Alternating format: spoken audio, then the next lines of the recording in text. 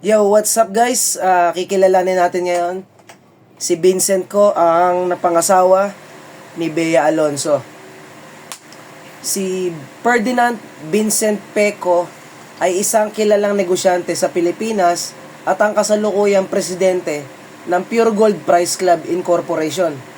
Kilala siya sa mundo ng negosyo bilang isang pribadong tao, ngunit naging sentro ng atensyon sa publiko dahil sa kanyang pakikipagrelasyon at kasal sa sikat na aktres na si Bea Alonso. Narito ang mahalagang impormasyon, personal at professional na impormasyon tungkol kay Vincent ko. Personal na profile, ang kanyang buong pangalan, Ferdinand Vincent Peco. Araw ng kapanganakan, July 1980. Siya ay 46 years old ngayong 2026. Hindi isinapubliko ang araw ng kanyang kapanganakan. Ang kanyang katangian, may taas na 6-footer at kilala sa pagiging simple at mababa ang kalooban, low-key, sa kabila ng kanyang yaman. Ibig sabihin, humble siyang tao. Impormasyon ng pamilya.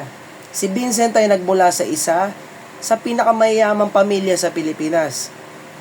Ang kanyang mga magulang, anak siya nina Lucio ko at Susan ko, ang mga bilyonaryong nagtatag ng Pure Gold Group.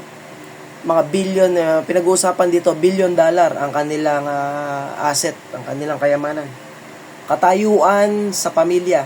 Siya ang panganay na anak at ang tanging lalaki, uniko iho sa pamilya.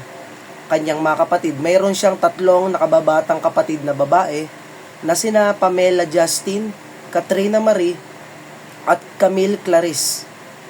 Ang yaman ng kanilang pamilya. Ang net worth ng kanyang pamilya ay tinatayang humigit kumulang na 2.3 hanggang 2.7 billion dollars. Dollars ang pinag-uusapan natin. Na may mga negosyong umabot sa retail, real estate, enerhiya at distribusyon ng mga alak. Ang kanyang edukasyon.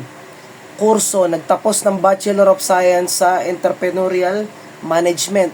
Ang kanyang paaralan, University of Asia and Pacific, UANP, noong 2023. Karagdagang pagsasanay, sumailalim sa on-the-job training sa Singapore branch ng Procter & Gamble noong 2007. Karera sa negosyo. Nagsimula siya mula sa mababang posisyon bago pinamunuan ang malaking kumpanya. 2003, pumasok bilang miyembro ng Board of Directors ng Pure Gold at nagtrabaho bilang store manager sa branch ng Pure Gold sa Cubao. 2008, naging head ng merchandising ng kumpanya.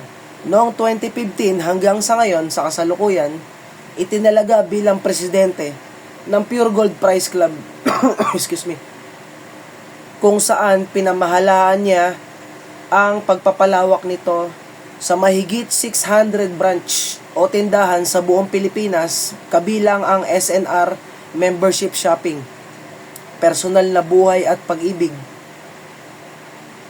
Tungkol to kay Bea Alonso, nagsimula ang chismis tungkol sa kanilang unang pagkikita o relasyon noong 2025 matapos silang magkita, magsama sa isang bakasyon. Kinumpirma ng aktres ang kanilang relasyon noong July 2025. Ang kanilang kasal noong July 2026, opisyal na kinumpirma na sila ay nagpakasal sa isang pribado at intimate na seremonya na dinaluhan ng